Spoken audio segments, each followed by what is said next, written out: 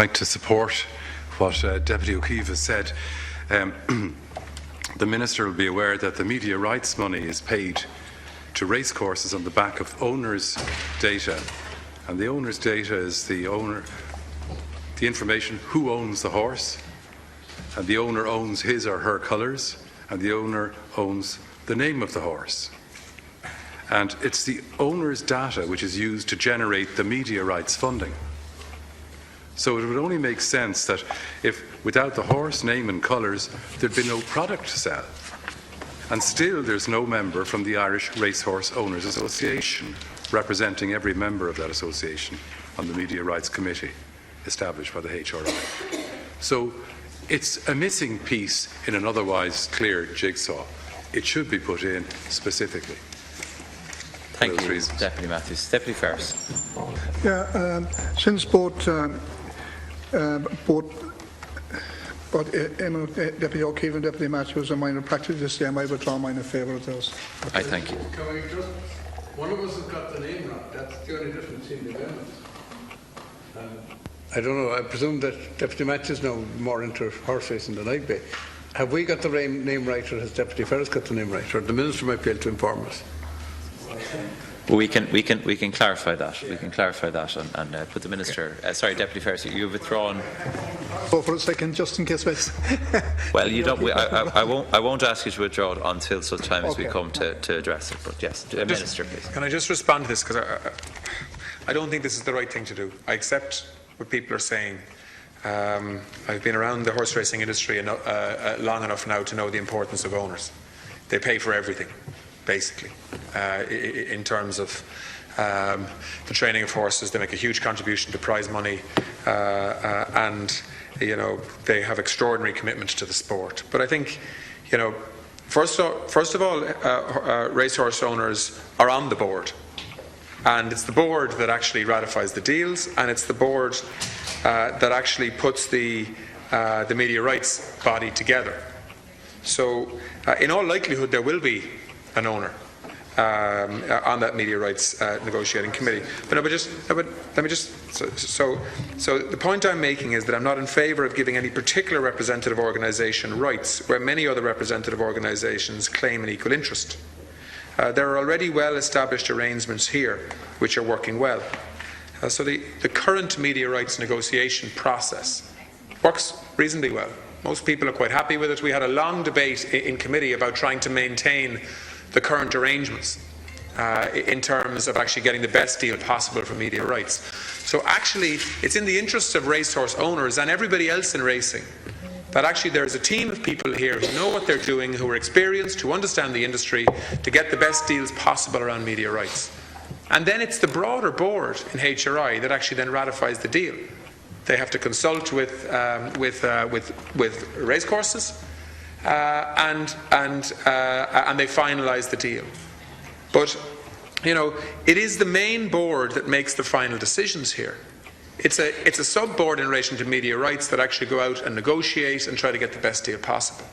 So the body that actually finalises the ratifying of media rights is HRI, and there is a guaranteed place for horse owners on HRI. So, I mean, the points that you're making, I think, are valid points in terms of ratifying and finalising deals here in relation to media rights in the best interest of the sport, which owners are fundamentally important to.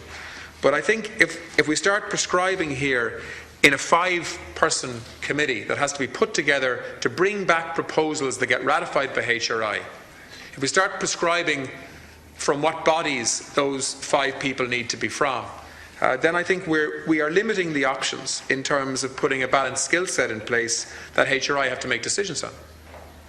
That's all I'm saying.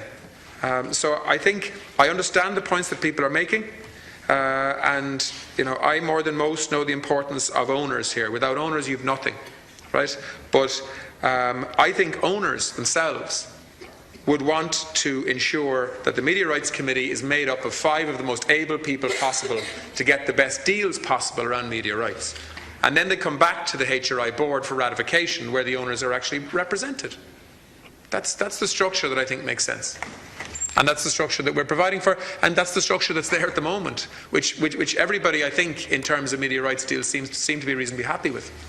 Thank you, Minister. Deputy O'Keefe. Minister, what we're saying is this: look, the racehorse owners are absolutely integral to the industry, and I would hope that it would never happen that the racehorse owners would put anybody on the board of HRI that would be less than capable, very capable. So by definition, if we were to make the provision that the racehorse owners would automatically have somebody in the media rights, you would be absolutely guaranteed that an absolutely excellent person would be on the media rights committee. And there, in my view, your argument falls, because the case you said is you have to pick the best people.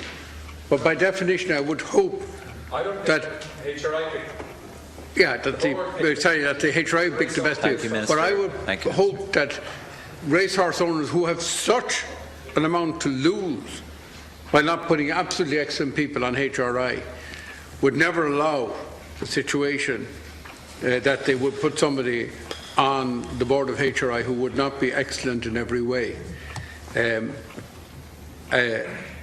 And therefore, I don't see that you're kind of imposing less than excellence by saying that there has to be a representative of the Racehorse Owners Association on the Media Rights Committee.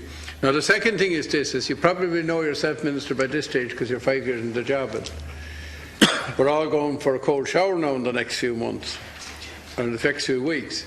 I often will say, when as Minister, the EO who gets the file has a tremendous amount of power, because I often notice that files that start at the bottom tend to get passed at the top.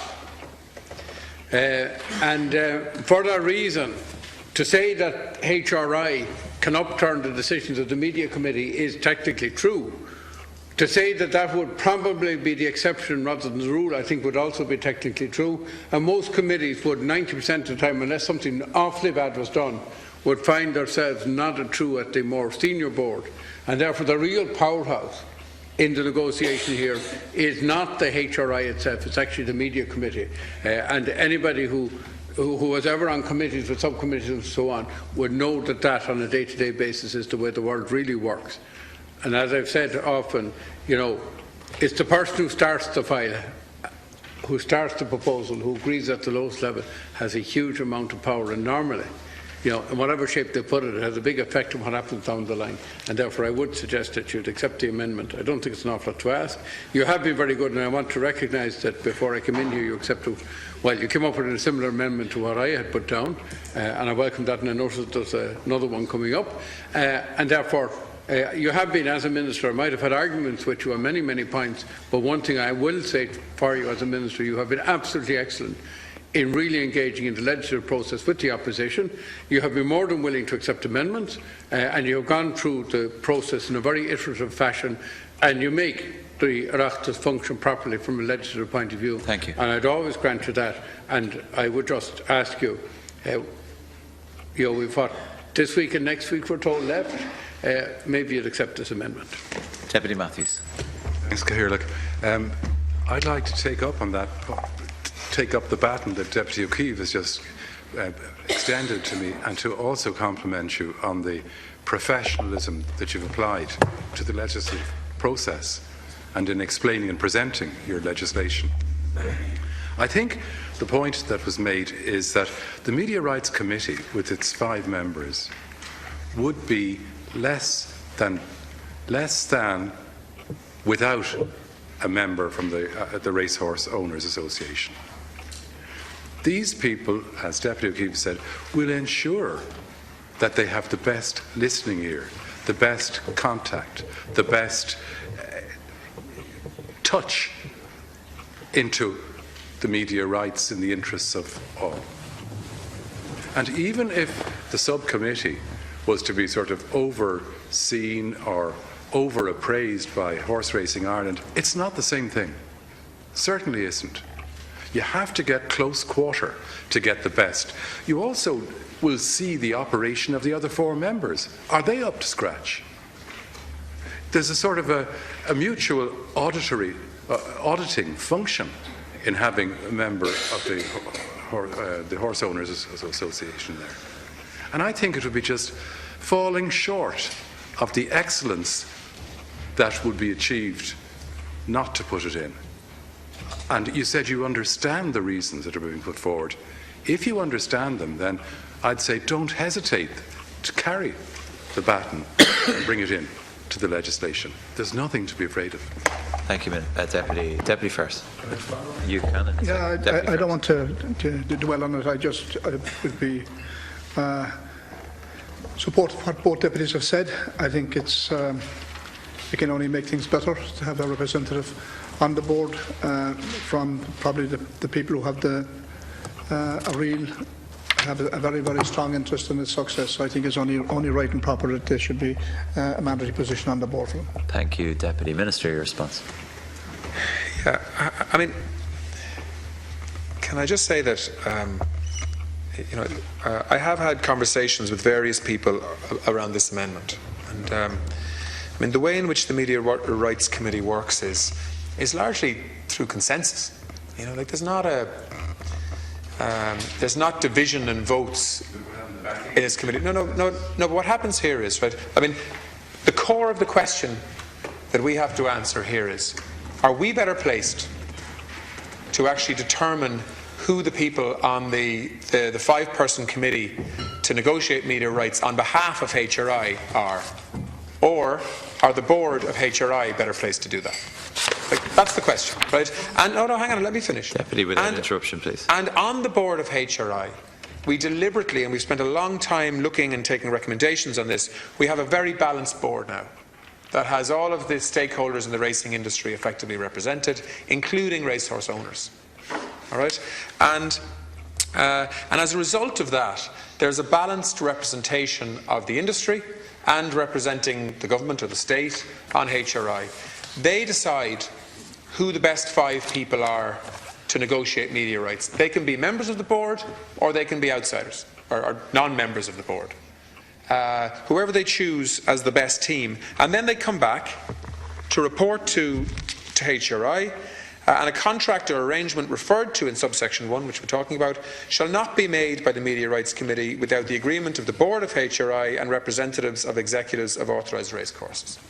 So there's a process here that's working, that actually people are reasonably happy with. I haven't got racehorse owners asking me to make this amendment. Well, I haven't, right? And so, I mean, there was no strong call for that. My only objective here, and I think we're following it through, is to make sure that HRI, on behalf of the state, because this is their legal function, actually puts together the best team possible to get the best financial return from the media rights deals that are there. And then they have obligations in terms of how they spend that money. But so I want to trust the board, some of whom I or a future minister will appoint, to actually use their judgment to put together a team of 5 people that can then bring contracts and proposals back for approval to the overall board, which will have racehorse owners represented on that board, and we proceed. The current structure and system between the media rights group and the board of HRI is a reasonably good one, and we're looking at continuing that and protecting it in legislation. Thank you, Minister. The amendment has already been moved. Amendment 26, the question is that the amendment be made. Those in favour say Tó. Those against say Níl. And the amendment is lost.